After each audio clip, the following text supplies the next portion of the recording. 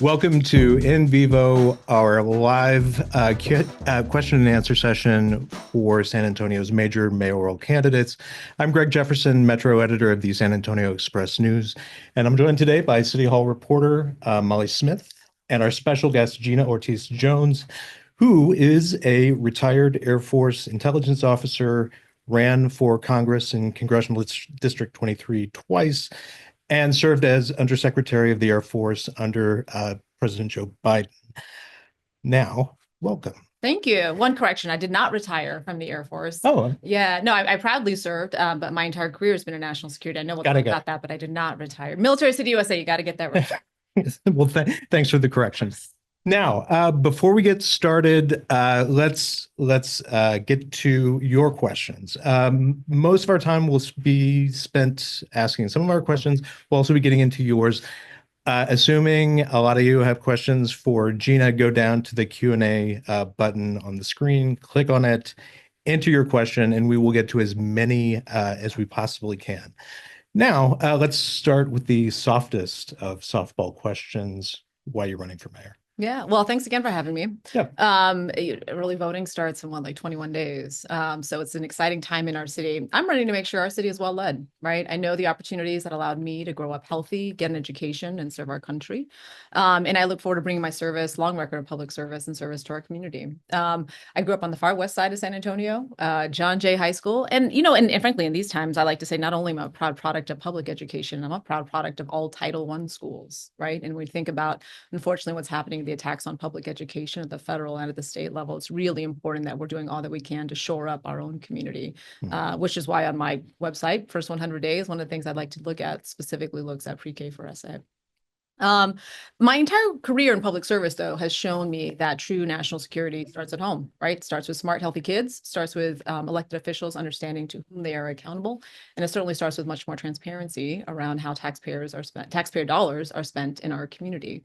I also bring a level of urgency to this. And I've shared, previously that, there's no time to waste. Those are the last 6 words of the national security strategy. And those motivated me when I served as the undersecretary to make sure we were doing everything possible to make sure our men and women could serve to their full potential. In that capacity, as the undersecretary nominated by President Biden, unanimously confirmed by the Senate, managed a $173 billion budget, led 600,000 folks. And at the end of the day, that job came down to asking yourself 2 questions, right? 1, do my folks have what they need to be successful? And 2, are we making smart investments? I would argue those are fundamentally the same questions the mayor's got to ask. And I look forward again to bringing my record of leadership and service to our community. That urgency, I think, is also reflected in what I have laid out on my website, right? 14, it's not a panacea, but I would argue it's 14 items that we need to work on and can get working on quite quickly, because look, at the end of the day, even if we had a different president, we'd still have the fact that over half the kids in our community are not reading at level. Their math skills are not at level. We'd still have 95,000 families housing insecure in our community. We'd still have 67,000 folks on the wait list at Opportunity Home. And if you were on 37 or 35 at 5 p.m., you'd still be questioning your life choices, right? So we've got, again, talent, the resources in our community. I would now look forward to bringing the leadership to really tackle those. San Antonio has a history of electing folks who first served on city council as mayor.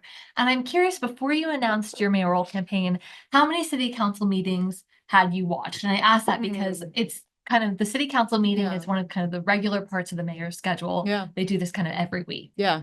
I don't know if I'd count, I don't know, I've watched several of them, and to include even after announcing, right, on some of the more contentious issues. One of the ones that really sticks out is the council meeting on water, where you had folks coming in talking about the aquifer, given, again, the importance of that as we think about the growth in our city, the amount of money that our community spends to shore up, no pun intended, to protect our water supply, and the need to really make sure that we're having strategic discussions and investing wisely in those things. And certainly that is something that I look forward to doing. I watched several of those. I mean, frankly, I even remember watching them during COVID, right? All the discussion around Do we have a wait list for the COVID shot? Do we not? My goodness. So yeah, I've watched several of those, and quite informative. At the end of the day, you got to get to 6 votes, certainly. And at the end of the day, the court of public opinion is also quite important. Have you ever been in a position where, as part of your job, you've had to come to consensus? You've had to bring a majority along. Yeah. What were they? Yeah. So, I mean, look, when you serve as the undersecretary of the Air Force, while you are in charge, the number 2, and working with SMEs, you're just one piece of the puzzle, right? You've got to argue, I would argue, you've got to gently bring people along to help them understand why what you are advocating for is actually in the best interest of the organization. Case in point, with the Space Force, that's a new entity, but as times are evolving, that is a capacity and a capability that could arguably do things in a more efficient and more effective way. And that meant actually you'd have to resource that. And you'd have to then also explain to some of the other services why something that they had traditionally understood as core to them would now actually, we as a Department of Defense and in the achievement of our overall objectives would be better served if, for example, the Space Force took on some of those things. So, and that requires not only having done the analysis, right? As a leader, 3 most important questions: why not, and where's the data? And certainly when you're thinking about entrenched kind of identities and roles and responsibilities and no, that's our fight. No. Well, it's not your fight. It's actually our country's opportunities and challenges. And now how do we make good investments? And oh, by the way, how do we share this story on the Hill? Right? How do we help others, our oversight folks, and even the American people understand why we're doing these things in this way at this time? I think that's ultimately also what a mayor has to do, right? Think about what is in the best interest of the city. I think a 4-year term also allows you to be bolder. We're going to have a really strategic discussion about what needs to go into the bond, right? And that, if it continues to grow at the rate that it has over the last couple of years, that's 2 billion. Right? On top of the conversations and how you support even the potentially other bond, right? That the community colleges is looking at. So it's an exciting time for our city. I think, again, though, we can only go as fast as some of these core foundational challenges that we need to address are, again, the strength of our early childhood education, the ways in which we are really, frankly, tackling affordable housing with much more urgency and much more aggression. I would argue 4,000 units in the last bond ain't going to cut it when you look at the numbers, on top of certainly the conversations around a potential generational investment downtown. Now, we've got several questions coming in from viewers. One of them being, what are your priorities in the first 100 days? Yeah. So again, I think you have having been a leader, that part of the best part of developing the plan is all the work going into developing it, right? Because you've done the analysis, you said, okay, what do we need to immediately address, and how can some of these things also set us up for success, right? So this plan largely focuses on a couple of things. One, bringing down costs where we can, making smart investments where we must, but then also absolutely bringing much more transparency to City Hall and how those taxpayer dollars are being spent. I hear a lot about affordable housing, right? And housing affordability. I think about a conversation that I had with a bartender at Sings, and Sings is a restaurant on the Strip. And I was just chatting with him, and I was like, so, where do you live? And he's like, well, I live about 20 minutes from here. I said, okay, well, where's that? And he said, Alamo Ranch. I was like, Alamo Ranch is that is not 20 like minutes. I grew up on the freeway. That is not, like maybe at 3 o'clock in the morning at 80 miles an hour. Yeah, you're speeding at that time. Yeah. Yeah. And I was like, well, that's not 20 minutes. And I was like, well, why don't you live around something closer here? And he said, look, I can't afford anything. And the things that I can't afford in this area, I don't feel safe in. And I was like, well, if there was something more affordable in this community that you feel safe in, would you like that? Would you like to potentially walk to work? And he's like, yeah, I would. And so the things that I have put on in particular and to increase the housing supply, I think really focus on going faster, right? Yes, there is the bond, but there's also things I think we can do more immediately. So projects, for example, that are 70 to 100% affordable, that co-locate childcare, that help us meet our transit-oriented objectives. City staff help us understand how we can go faster on these things.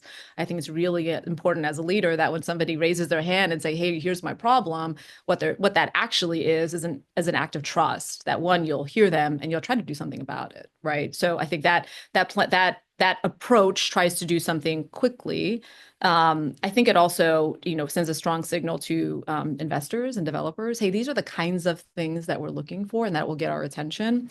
I think what it also does is try to address the challenges in the way that people actually live them, right? They don't only have a housing problem. They don't only have a childcare problem. They don't only have a transit traffic problem, right? So trying to address these things as holistically as we can, I think, is what I'd be focused on. Other things on there. Some of these things I think are really about laying flat for our community some of the bills that are on the table that we just haven't been paying. And I would argue that's pre-K for SA.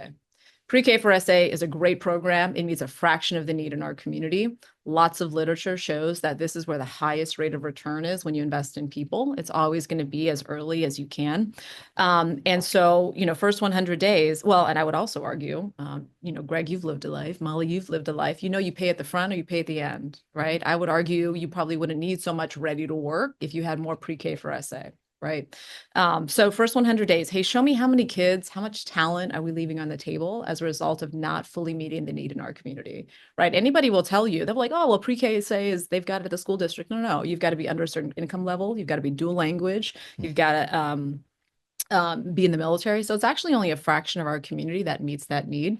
But when you talk to educators and anybody that, is in any way familiar with the benefits of that, that is, again, the best possible thing we could do. We can't tell Northside ISD what to do, fourth largest school district, my home district. We can't tell Harlandale ISD what to do. But what we can do as a community is give them the best possible product, right? Set that kid up for the best possible chance for success. Because not only pre-K, again, lots of literature shows graduates of that are much more likely to graduate high school. They're much more likely to be healthier, right? And again, they're likely to go on to get, set them on a trajectory that is important, not only for them, but also for that family, right? Pre-K for SA, some will call it early childhood education. Others will call it core to working families being able to work as much as they would like to, right? Especially in dual income families. Do you have a ballpark figure for how many children are not eligible right now for pre-K for SA? Eligible. I don't have a ballpark figure. I know there's a wait list for pre-K for SA, and I know we don't meet the need in the community. But that's exactly the intent of asking the question. We as a community should know what that is, as well as also what is the cost? What would be the cost of funding something like that? I would argue, though, when we look at our challenges, our long-term challenges, we can't afford to not pay that bill. Right. We can't afford to not pay that bill. So we at least should have an idea of what that is, because if we, if there's resources for, publicly financed venue X, right, then I would argue then we have an opportunity to also invest in the infrastructure that we know really sets our community up for long-term economic success, and that's smart, healthy kids. How do you propose paying for that expansion? I know we don't know how much it would cost, how many kids would be eligible, but right now it's funded by 1/8 cents of the sales tax. That sales tax will be collected through the later part of this decade. It'll be up for renewal in 2028. But how are you proposing to pay for it? Because obviously it's going to cost more than that current sales tax allotment. Right. Well, so we'd have to look at what the number is, right? And see well, if there may be a potential way to increase that. I think we also have to think about these potential generational investments like Project Marvel in the context of our generational opportunities. Is there a way in which we can think about the return on investment from publicly financing, some aspect of Project Marvel as a way to recoup resources that maybe we could invest in something like pre-K for SA? Call them Coyote kids. I don't care, right? Let's just meet the needs in our community. I think that's how we have to think about potentially investing in things. And that's why it's really important that we have the number and we know how large it is in light of lots, again, of literature showing how that actually sets our community up. Because again, we can only go as fast as certain parts of our community, because the challenge is not only with where kids are not reading at level, their math skills are not at level. We are also dealing with the public health consequences of poor decisions. And oh, by the way, if you look at a map, they're impacting the exact same communities, right? 2022 was the first year that we saw an increase in teenage pregnancy in our state in 15 years. And that was one due to the abortion bans, but also largely driven by young Latinas. So it's, again, there's challenges that we need and opportunities. And when we think about the investments that we're making, how can we be as holistic given the challenges in our community? Right. I would like one more that's yeah, really go ahead. important on the first 100 days.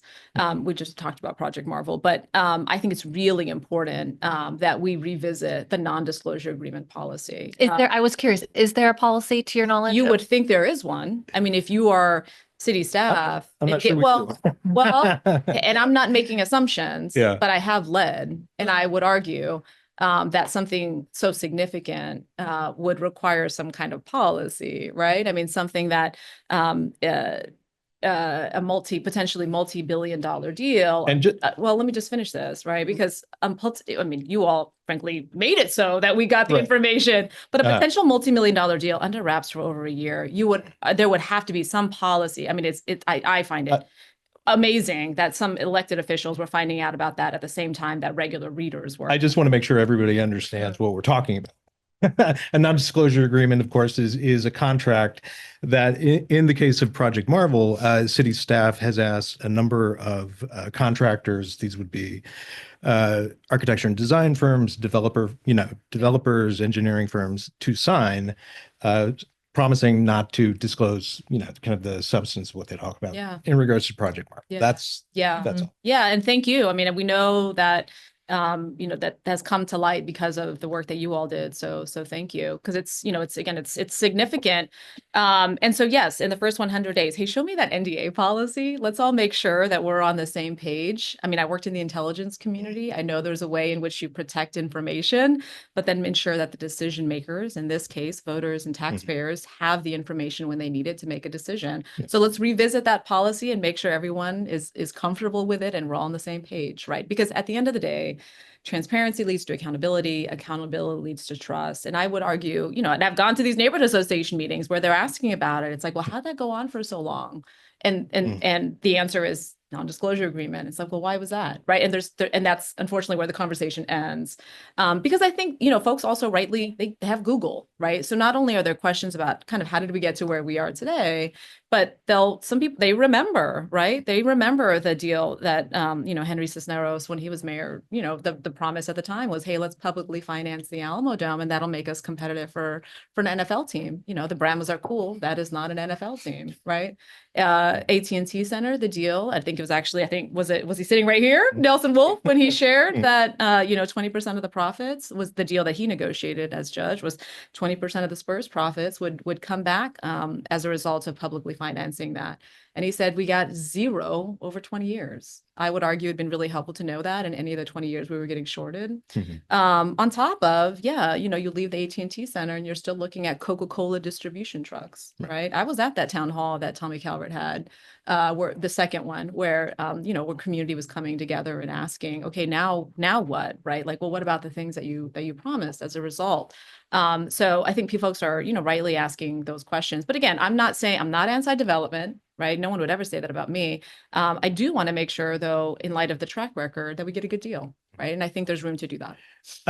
Regardless of whether there is actually an NDA policy at the city, what's your own philosophy about it? I mean, are there any circumstances that you think it's okay to use an NDA, or are you just flatly against it?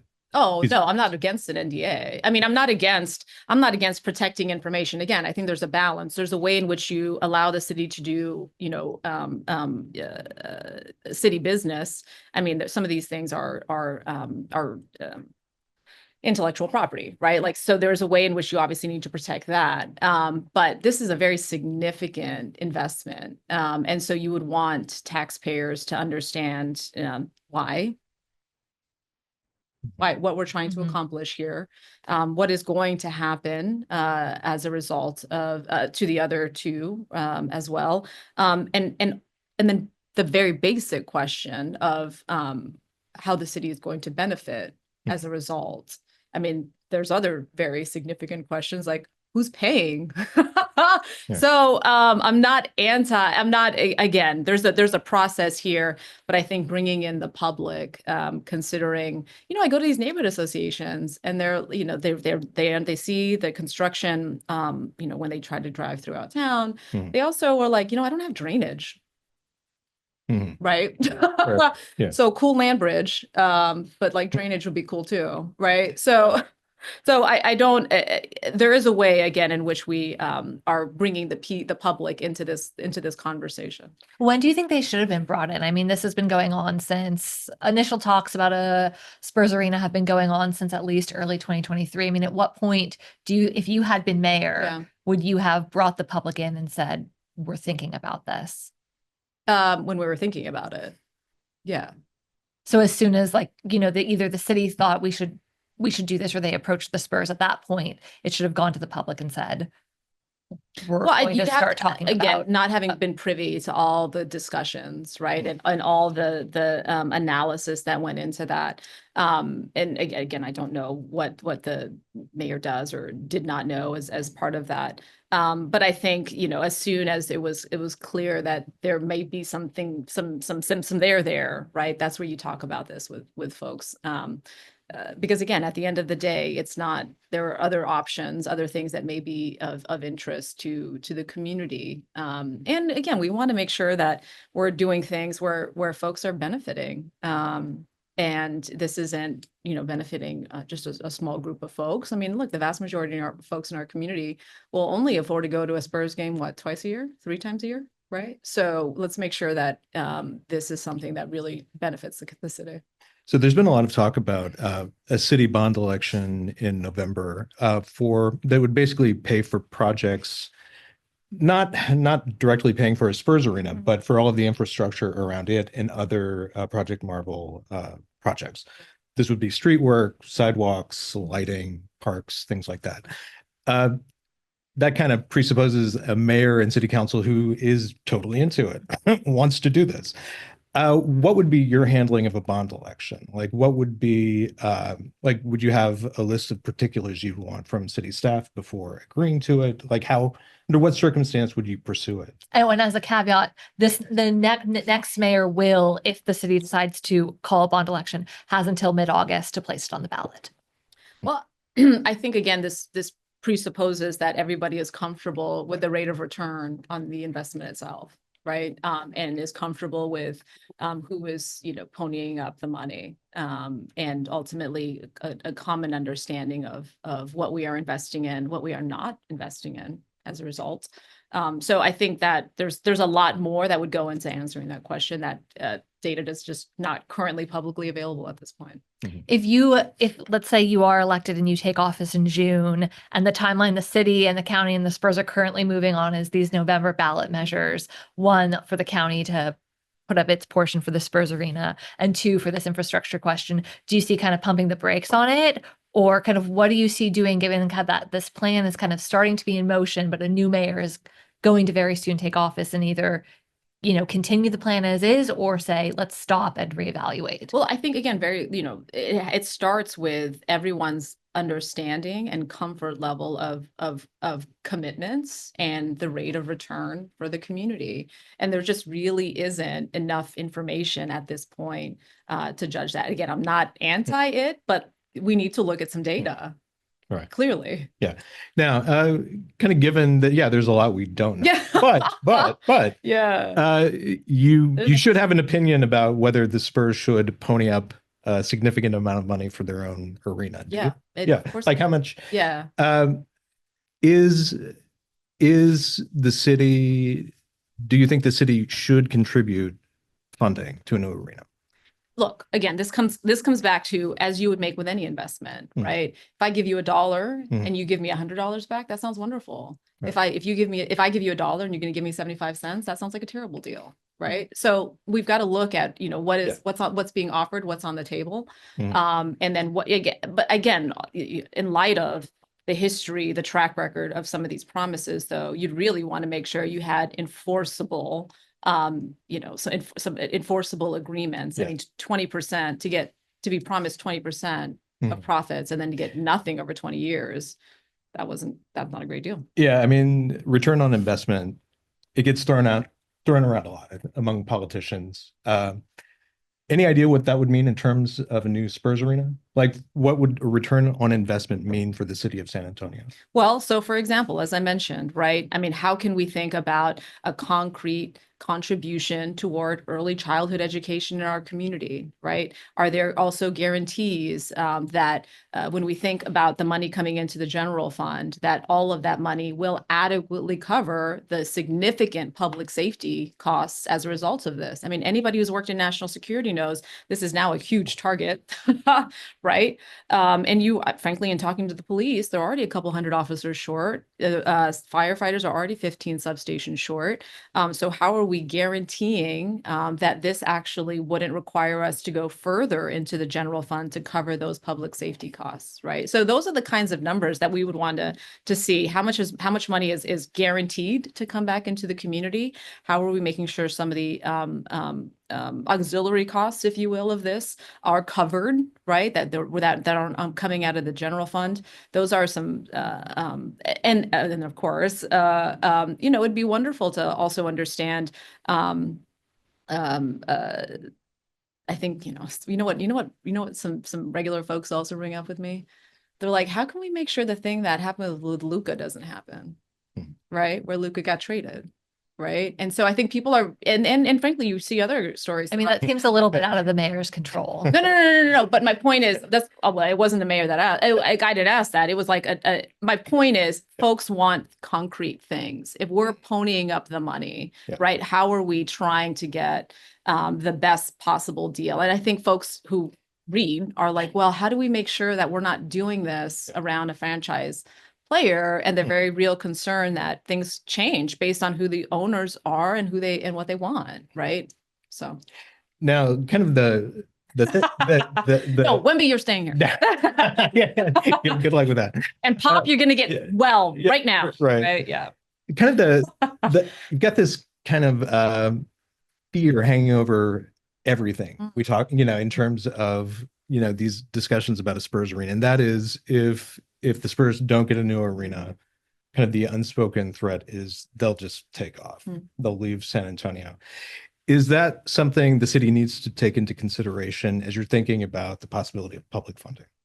I'm a big Spurs fan. I would love them. They're our only professional sports team. And we really rally around them, and we love, frankly, we love our no drama team, don't we? It's nice to have. I think you'd have to take, the Spurs at their word and what they say about that. I mean, you can't impose something upon them. I think though, you still, as a leader and as a public servant, have to make sure you're doing things in the best interest of the city. All right, let's pick up a question from one of our viewers. How will you address, as mayor, public health issues, especially those related to epidemics such as the measles outbreak? Yeah, so really good question. And I think in light of, unfortunately, the attacks on public health, both at the federal level and at the state level, it really is incumbent on the local level to ensure that people have good information. We're collecting the data that we can, and we're putting out good information for folks to make good decisions about their public health. Because again, we're dealing immediately with the consequences of it. There's always the balance between somebody's kind of individual rights and certainly what's in the interest of the public good. I'll be honest with you, my time also as the undersecretary, I saw this, firsthand with balancing, the needs in the department with folks not wanting to get the vaccine, for example, with the military's need to actually go into communities whose public health had collapsed because they were so unprepared. So I think it really is about, what is in the best interest of the community? How do we need to shore up entities like Metro Health and ensure that we have a really strong partnership, for example, also with Bexar County Public Health Resources, behavioral health in particular. We also have a lot of really important nonprofits in our community that can help us understand where we have some gaps, and also help us understand where we might be not serving certain communities in the way that we need to. I think certain communities, the LGBTQ community, frankly, women. Many are going to be dealing, unfortunately, with the public health consequences of these things in a different way. And so, as mayor, in concert certainly with the city staff and with the city council, that'd be something I'd be constantly attuned to, because as we saw with COVID and unfortunately with measles too, that can get out of hand really quickly. So people having good information. I think also making sure that people are very clear about the information they do have to provide and don't have to provide when accessing some of these services, given we've got undocumented folks in our community, but we are less safe when people don't feel comfortable, accessing healthcare, calling law enforcement when they're a victim of wage theft or assault, right? We need folks to be able to utilize these resources because it keeps us safe and it keeps us healthy. You're a well-known Democrat. You campaigned as a Democrat twice for Congress. I am curious, how would you deal with and work with a Trump administration and with Governor Abbott as if you were elected mayor? Yeah, really good question.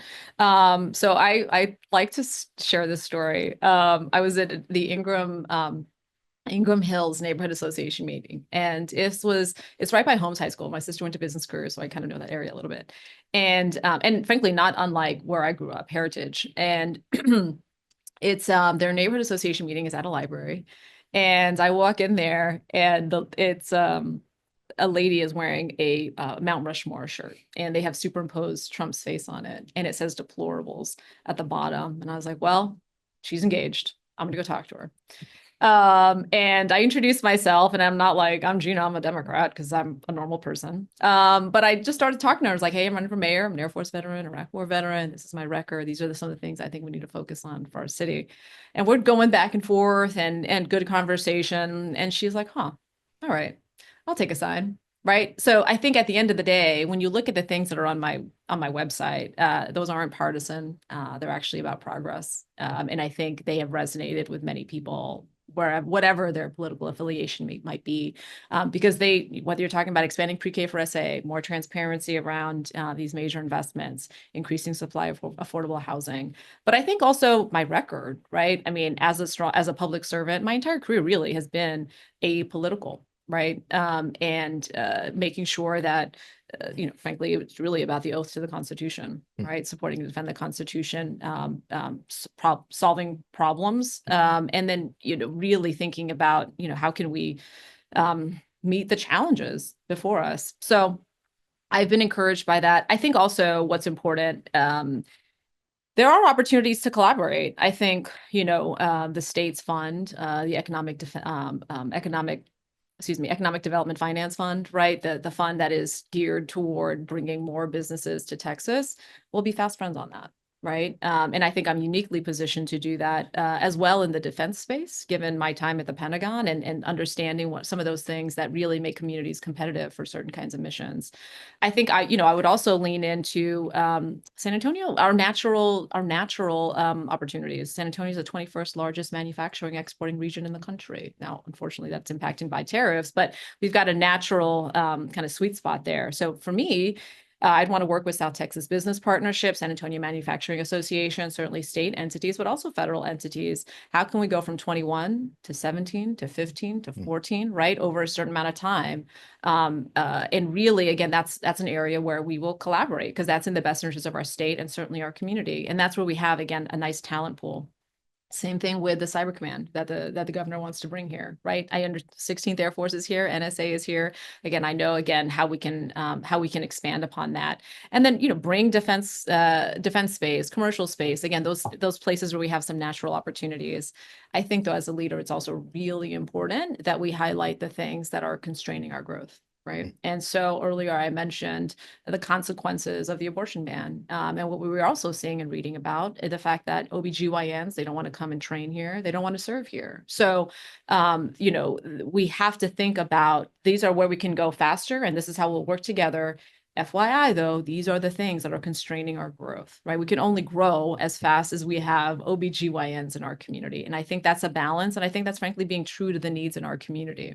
Now, shortly before announcing your Can I just say one more thing? Yeah, go ahead. It's really important too that our community highlights those challenges, because we are Military City USA, right? And that to me isn't just because we have we don't proudly have that identity just because of the large military presence here. San Antonio is one of those handful of counties that disproportionately sends young people to serve in the military, right? And so when we don't get it right, when we don't have enough healthy enough kids, academically prepared enough kids, it is in fact a national security issue because we contribute so much to that pipeline. And that's why elevating those things. I mean, I remember being at the Pentagon, and one of the we were talking about our recruiting challenges, which we are having right now, right?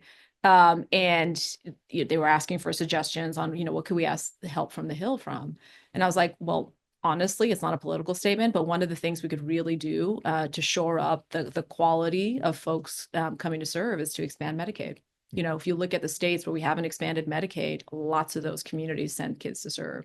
And so if we've got a smaller pool and if unfortunately the pool is maybe not as healthy, right? What can we do to do that? How can we help that? Expand Medicaid, right? So again, I think you've got to balance it, but I think you've got to be true to the things that are constraining and helping our ability to grow. Right. So before announcing your candidacy for mayor, you ran a PAC that targeted 3 Texas Supreme Court justices. Do you remember the scientific concept it was based on? Pardon me? Do you remember the scientific concept it was I based do not. on? Why don't you refresh me? You do. You're teasing. Yeah, it was Find Out PAC. It was based on the very scientific concept of fuck around and find out. Right. Right. Okay, that's the one. That's the one. Carry the one. Right. And yeah. What was the question? Oh, yeah. You got me thrown off. What was your motivation? Because it certainly looked like you were trying to oust 3 Supreme Court justices who had a very strict interpretation of abortion law or anti-abortion law. But what you're saying is that this is an issue about growth and scaring off OBGYNs from the state. Like, was that your motivation, or was it a more visceral motivation, like that women just should have access to abortions? Women should have access to healthcare that could save their lives and save their fertility. Yeah. I believe that. So really how that came about.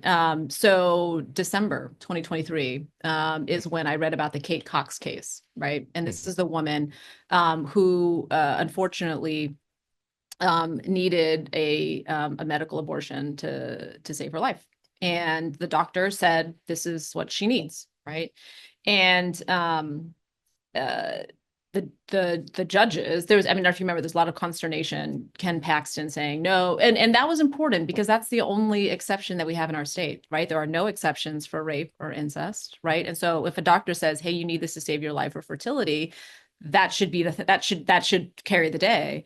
But it showed in the course of that when Ken Paxton said, no, that's not right. We don't think that doctor used the right standard.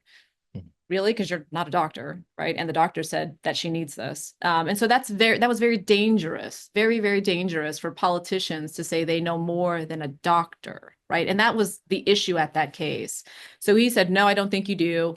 And so he appealed that to the Texas Supreme Court.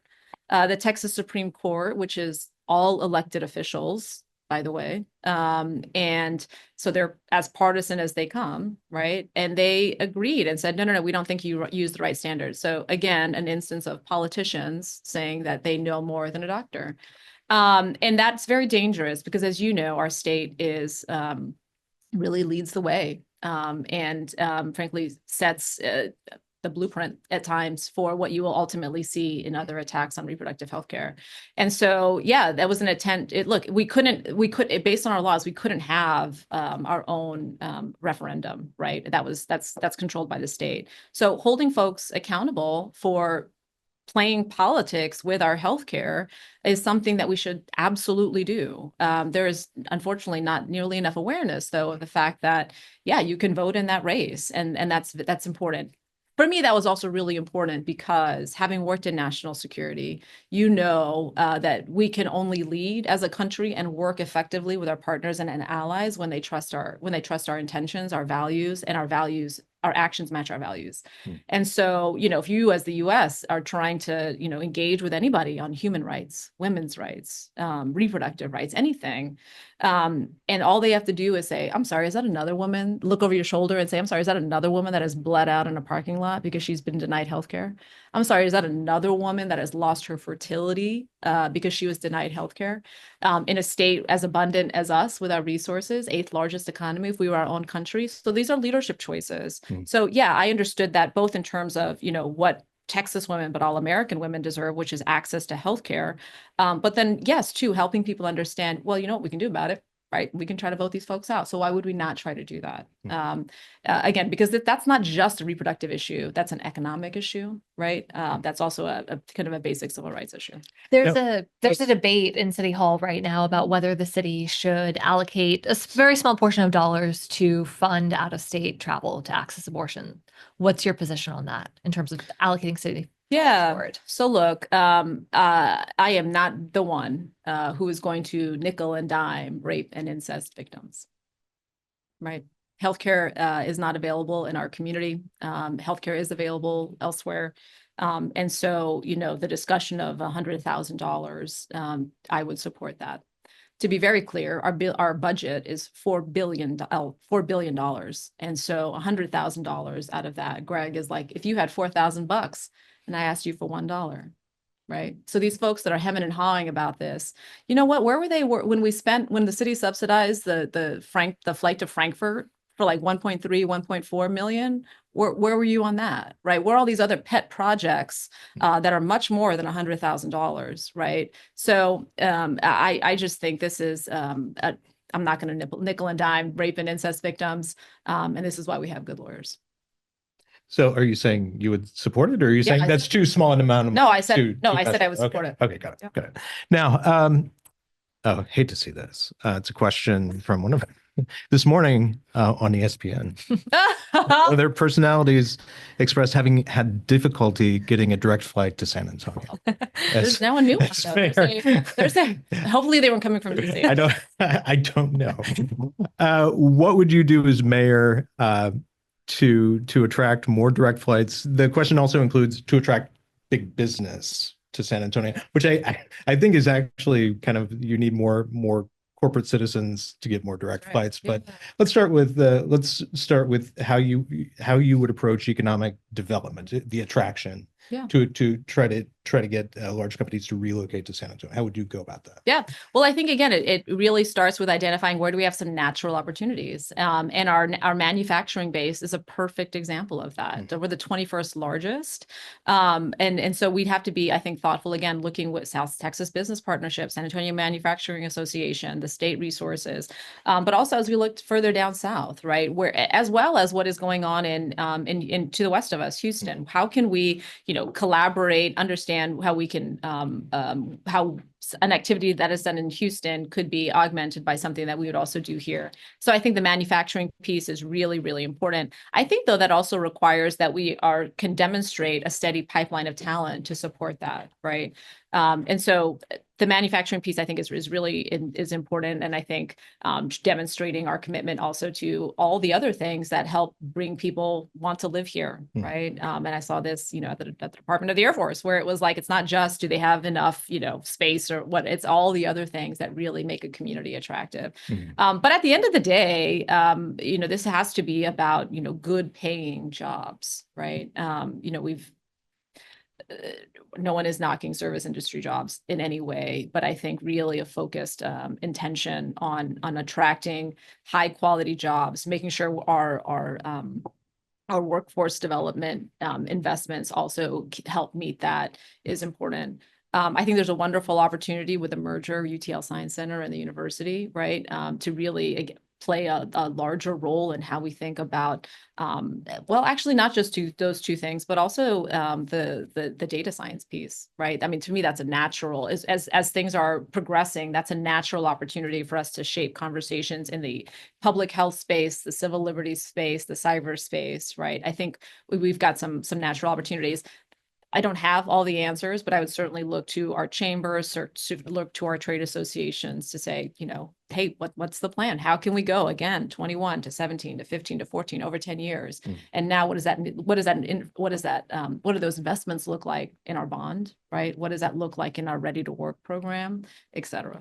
You mentioned the subsidies to the short-lived Frankfurt direct flight. Yeah. And the city's kind of push thus far has been trying to get these direct long-distance flights to Europe. Do you think that's a smart strategy, or would you kind of look elsewhere of where we're kind of really trying to get these direct international flights? I think you've got to look at the data, right? What does the data show you? As I've talked to folks, it sounded like the greatest demand was actually for London. But that's not something we could swing. So Frankfurt it is. But when the data does, Greg, stop laughing.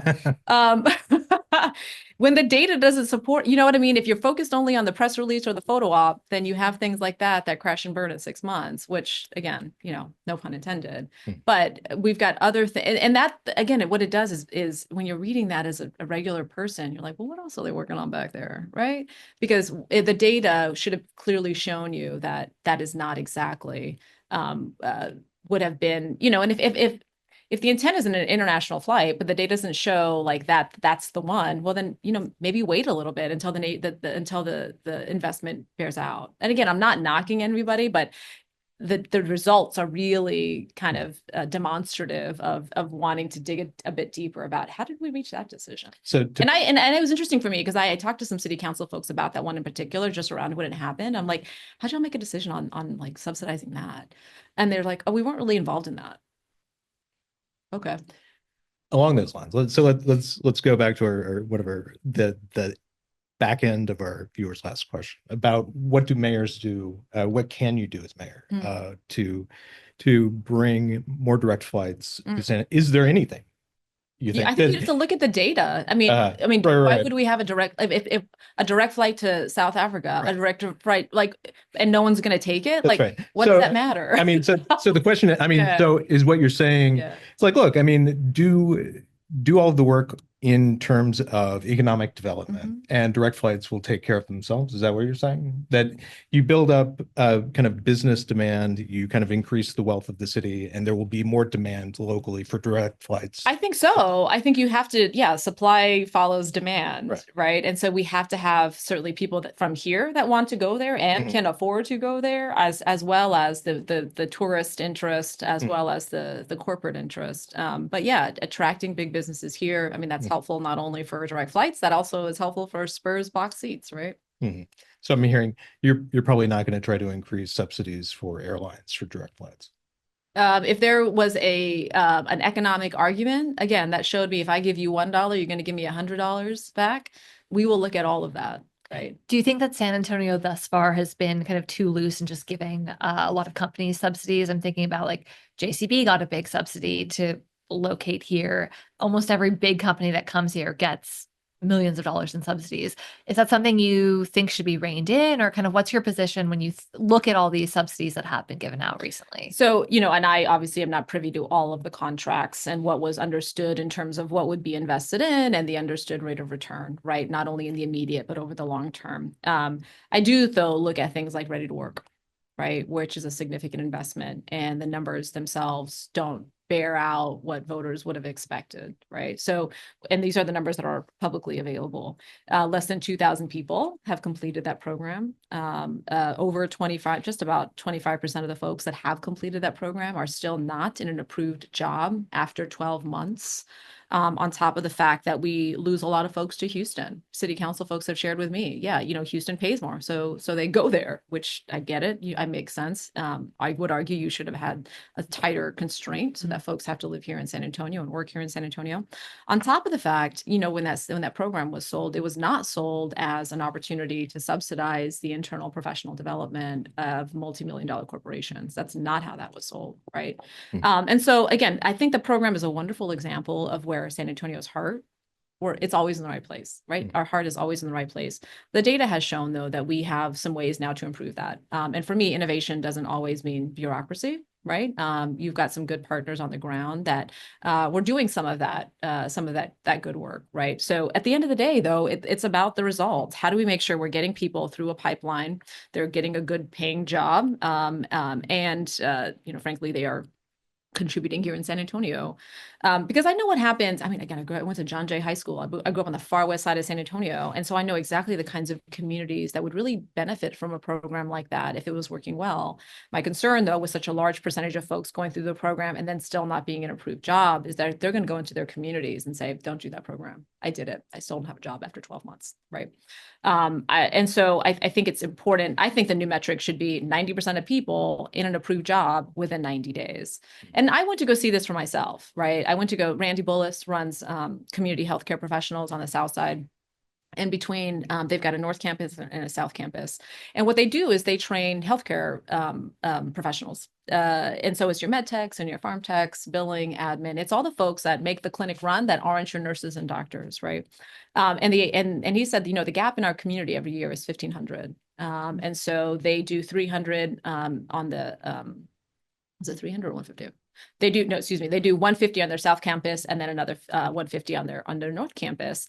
And he said, look, the average student here is a 26-year-old Latina, couple kids. She's a single mom. She tried her hand at Northwest Vista or at Palo Alto, 40% of those folks, and it didn't work out, right? So now she has made a conscious decision to put herself on a different path, because honestly, once you finish that program, you're probably not going to make too much more than you would if you worked at Bill Miller's, but now you're on a different path, right? You're on a different trajectory. And so to your point earlier about, how would you work with some of the federal and state entities? Well, the ready to work students that are at College of Professionals, they're there with $7,300 Pell Grant. $7,300, right? And so if that Pell Grant goes away, not only is that person no longer a student there, that whole family is now on a much different path than they were as a result of that program. So I think, again, there's lots of data that shows where that program is working well and where we can improve upon it. And I would look forward to working with city staff to improve upon it. So just to confirm, it seems like you want to save it and fix it versus just say, you know what, this program has been around for 3 years. We've had 3 years to fix it. Let's just scrap it and use the money for something else. So I think upskilling is important. It is an important activity that we do. And there's, several examples where it has worked well. I don't think we should continue subsidizing multi-million-dollar corporations to do something that they would have done anyways. On the job training. To be honest, anyone that's worked in private knows that is always a core line of their budget. They were going to do that anyways. But I think it is indicative of, if you have to do something to a program to juice the numbers, well, then, maybe take a different approach. Again, that the pipeline into, for example, the medical field, you're not going to AI your way out of drawing blood, right? So let's really focus on what are the needs in the community. Where is this program working well, and how can we double down on that? All right. As our future mayor, how would you ensure public safety concerns are met? That being, how do you make I like the first part of that question. Well, thanks, Mom. It's hypothetical. Yeah, it's purely hypothetical. Really, what it boils down to is they want to know what you do to make San Antonians feel safer, but also they want to know how, at the same time, you would ease the fears of immigrants living in San Antonio. Yeah. So look, at the end of the day, a leader's number one job is to make people feel safe in their community. I think bring a different perspective to this, just as a veteran having worked in national security. So, some of the most important conversations I've had are with the public safety unions and ensuring, where they, frankly, how they see themselves, where they think there might be some opportunities to improve upon, both to help folks do their job well today, but also ensure we've got a good pipeline of talent and they can recruit and keep good people.